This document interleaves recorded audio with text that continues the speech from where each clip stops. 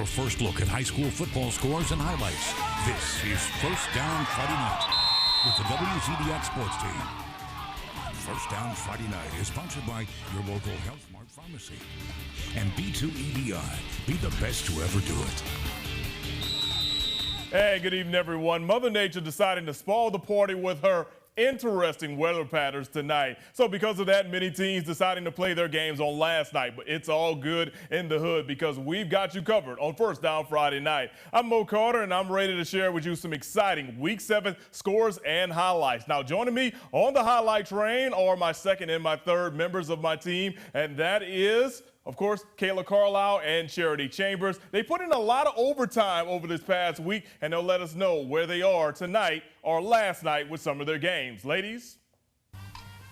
We had two undefeated teams going head-to-head this week. First up was the 3A Fyffe Red Devils taking on the 2A North Sand Mountain Bison. One of these two teams was handed their first loss of the season this week. We'll show you that game, plus we'll take a look at the battle for second place in Class 3A Region 7 between Geraldine and Sylvania. All that and more coming up in just a few minutes. We have a lot of good matchups across the Tennessee Valley as Priceville takes on Central Florence and Tanner takes on Falkville. I'll have those highlights coming up.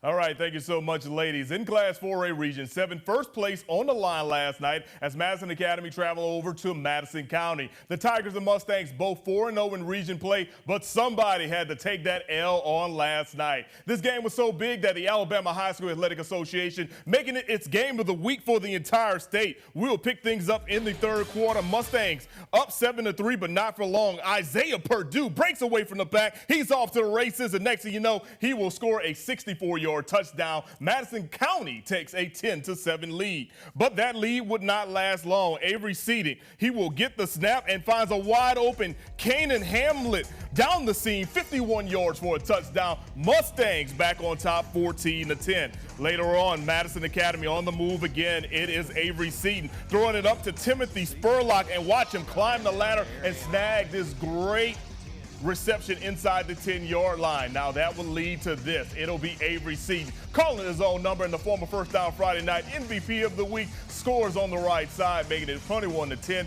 Seaton accounted for 304 Madison Academy's 380 yards of total offense to last night. Let's check out your final as the Academy goes on to win this battle of top 10 teams by a final of 34-10. Also in that region, North Jackson scored a 43-24 win over Randolph. Next week, Academy will take on New Hope, while Madison County travels to DAR.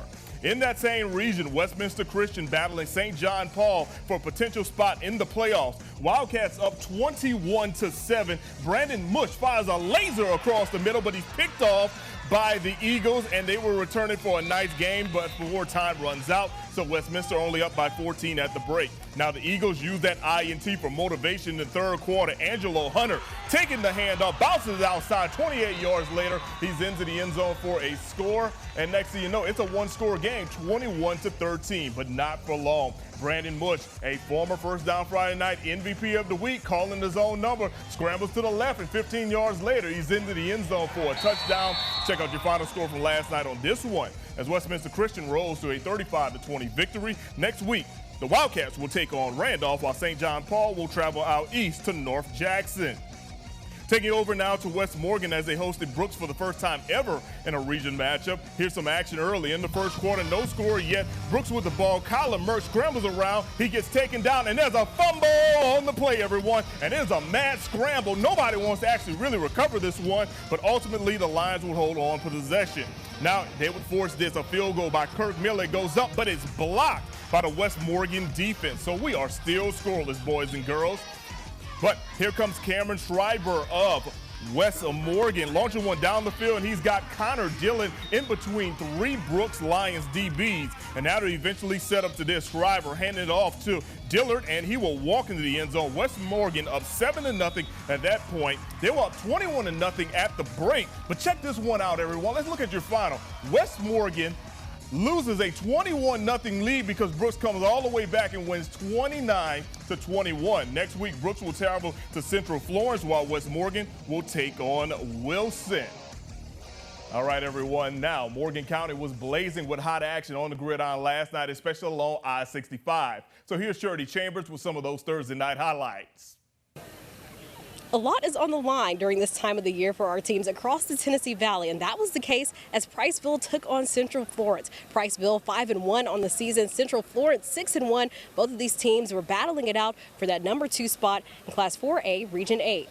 Central Florence wasting no time getting to work as Jamal Ingram takes the handoff. He's juking and jiving. Bulldogs having a hard time bringing him down. He picks up some good yardage. That would set them up for this. This time it's Aiden Perkins who takes the handoff. He bulldozes his way over the Bulldogs for the score. Wildcats go up 7-0. But Priceville has an answer. They're marching down the field. Wyatt Hurt hands it off to Jerry Burton, who finds a hole, picking up a first down for the Bulldogs. Same drive. It's 4th and 1. Priceville's going for it, though. Wyatt on the QB keep picks up the first down. A few plays later, Hurt hands it off again to Burton. The refs say he crossed the plane, so that'll be a Bulldogs touchdown to tie the game at 7. This actually ended up being a close matchup, but Central Florence ended up winning this one 20-14. A little bit down the road, the Falkville Blue Devils hoping to stay undefeated as they took on Tanner, and it looked like they would have no problem doing so. Second quarter, they're already up 35-0, and they're keeping their foot on the gas. Peyton Salih fires one deep to Andrew Jones. That'll be a Blue Devils first down. The very next play, Salih once again airing it out, this time to William Tomlin down the sideline. He cruises in for the score. Extra point was good. Falkville now leads 42-0. Tanner was forced to punt, so Blue Devils with the ball again with under 2 minutes left to play in the first half. And the Rattlers just couldn't stop them. It's 4th down for Falkville. They're going for it. Blue Devils with the screen to Christian Angulo. He's making a house call. Falkville wins it 62-0, making it their 4th shutout of the season. Next week, Falkville will be taking on Eider. Tanner has a bye. Priceville will be taking on Deschler. Central Florence will be taking on West Limestone. That'll do it for me here. Mo, send it back to you. Thanks, Charity. Don't forget, everyone, we are on social media at Mo Carter WZDX, at Charity WZDX, at Kayla WZDX. Send us a tweet. We may read it out later on the air. We're just getting started here on First Down Friday night. When we return, we'll check in with Class 7A, where the big boys played with multiple games last night, and it was a huge upset, too. Stay tuned for that. Now back to the action on First Down Friday night. Last week, Austin had a comeback for the ages. They trailed Grissom 16-0 at one point before winning 25-23. Tonight, they return to Milton Frank Stadium for what they hope to have a better start. The Black Bears taking on the Huntsville Panthers. Now, Austin's defense coming ready to play. Stone Lawless will break through the line, will send some pressure, and he is sacked on his third down by Amarian Malone, forcing a Panthers punt. But the punt doesn't go so well. Huntsville with the low snap. The punter can't get his hands on it. He throws it out the back of the end zone. That's a safety. Black Bears up 2-0. Austin's offense gets going quickly. They hand it off to their workhorse. That's Javon Jackson. He'll pick up 23 yards on the play. Now they're knocking on the door, and guess who they're going to give it to? Mr. Jackson finding the end zone right here. It's now 9-0. After Huntsville punt, it's only one play after that. Here comes Quincy Crittenden, another former First Down Friday Night MVP, going deep, and he finds Trey Shackelford, 35-yard touchdown, 16-0 at that point. Let's check out your final, everyone, as Austin goes on to win by a final score of 40-7. Next week, the Black Bears take on Albertville, while Huntsville takes on Florence. Speaking of Florence, due to COVID-19, they haven't played a game since middle of September. Last night, they took on region leader Sparkman. On Sparkman's second possession, Chance McClellan with the ball getting stripped away by B.J. Harris. Harris comes up with a fumble recovery. Florence with great field position. 3 plays later, Caleb Mahan finds Neelan Hibbett in the end zone, 14-yard touchdown, and the Falcons soar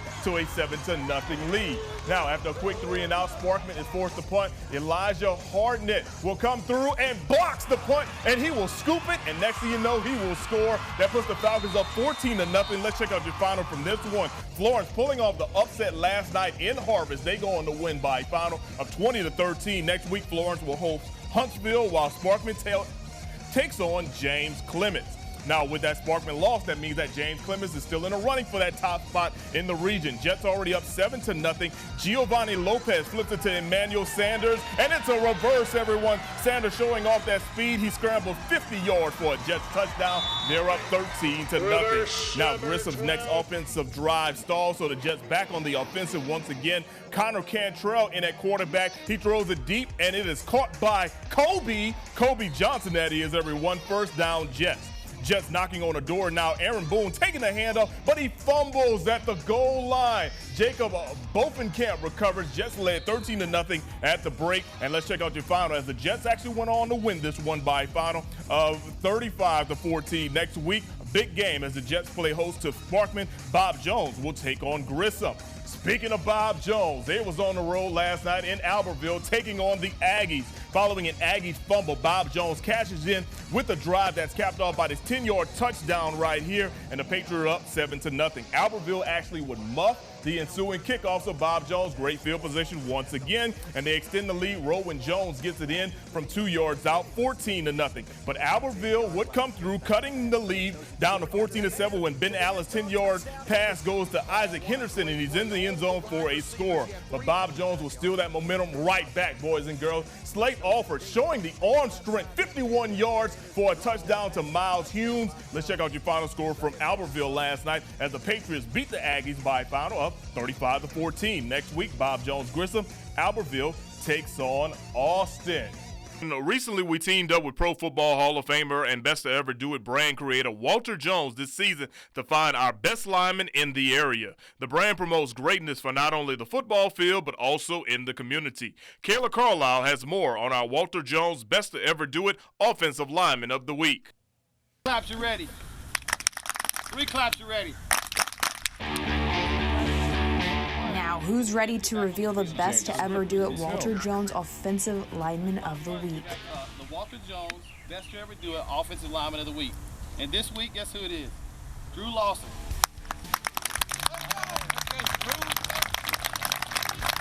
I always pride myself on having the best technique and really just practicing my technique all throughout the week and then showcasing it on Thursdays or Fridays. Coming in at 6'2", 285 pounds, offensive guard Drew Lawson clinches this week's Best to Ever Do It Walter Jones Offensive Lineman of the Week award.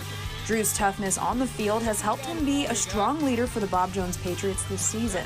You have to bring effort and intensity and the same technique and want to every play because, like I said earlier, if you don't bring it for one play, like it's very obvious that you messed up and it was your fault not to play. Man, how you doing, man? Good morning, man. I just want to tell you congratulations for being Walter Jones Best to Ever Do It Lineman of the Week. It was pretty crazy and surreal because he is on the NFL Top 100 team. I feel honored and grateful.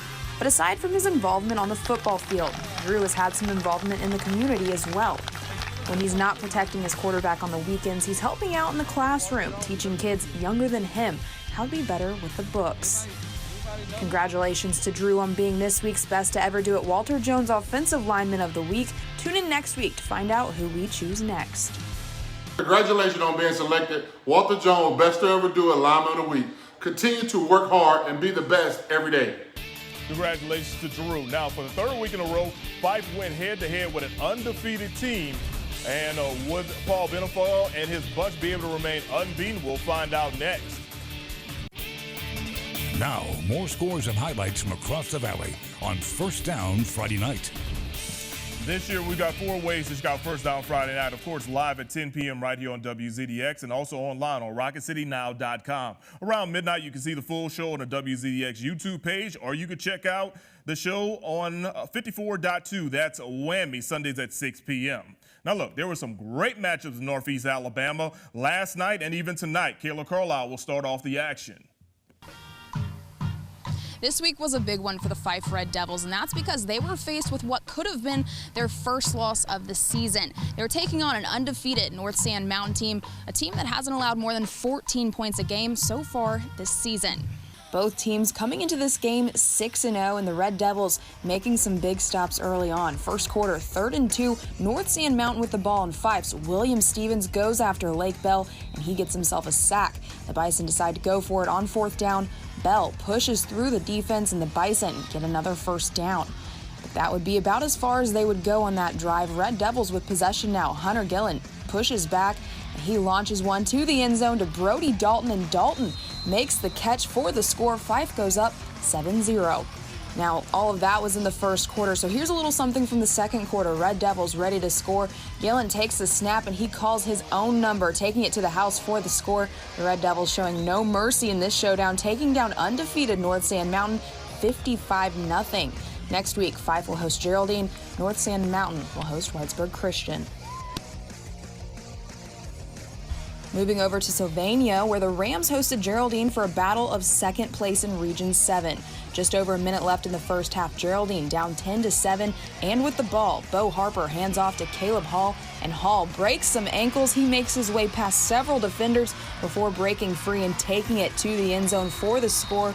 Bulldogs take the lead 14-10. We're in the third quarter now. Sylvania kicking off, and it's Hall who's going to return it, and that he does. Let's turn his speed up just a little bit. He takes it all the way to the house, but he would be flagged back at the Rams' 12-yard line. Touchdown does not count. A few plays later, the Bulldogs would have to settle for the field goal. Jose Garcia, he goes up to kick it, but the Rams block the kick. It's no good. Geraldine holds their lead. Here's a look at your final score for that matchup. Now, next week, Sylvania, they'll host Plainview, and again, Geraldine, they'll travel to Fyffe. In Sylvania, I'm Kayla Carlisle, WZDX Sports.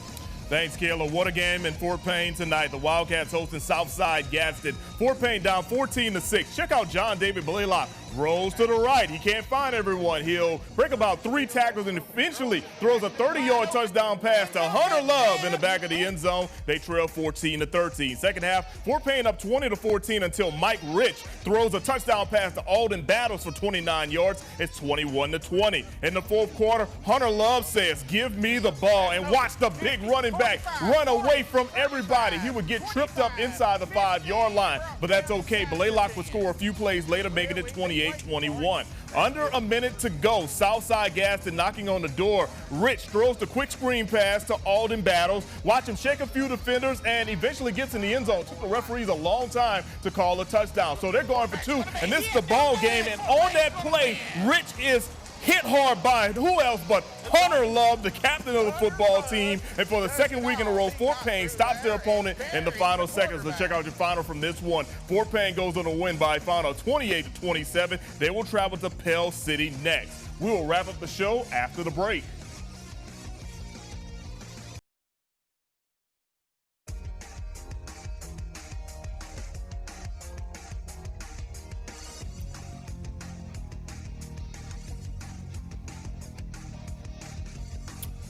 All right, everyone, let's wrap things up tonight out in the city of Decatur. The Decatur Red Raiders taking on Hazel Green. Of course, the Red Raiders looking for their first win of the entire season. We'll actually pick things up in the third quarter. Decatur was up 28-0, but Hazel Green, they were trying to change that with a connection here from Anthony Harbin to Griffin Fowler, and apparently they're just frozen in time, everyone. But look, it's all good. Let's go ahead and just check out the final score from this one, everybody, as it was Decatur that actually picked up their first win of the season tonight for Coach Jerry Adcock and company by a final of 28-0. Also in that region last night, Hartselle knocking off Muscle Shoals 35-9. All right, everyone, we'd like to congratulate our First Down Friday Night Week 6 MVP. That's Jalen Gilbert of Athens High School. Last week, he rushed for 52 times. 52 for 224 yards and 2 touchdowns as Athens defeated Hartselle in a big rivalry game. Now, you can help us choose the next First Down Friday Night MVP of the week. Send us an email, news@rocketcitynow.com/sports. Of course, we'd love to know the guy's name, his stats, his school, his position. And did I mention stats? Yeah, we definitely do need to have that, everyone. All right, everyone, that'll do it for another edition of First Down Friday Night here on WZDX. For the whole crew, I'm Mo Carter. Have yourself a safe weekend, and don't forget to mask up.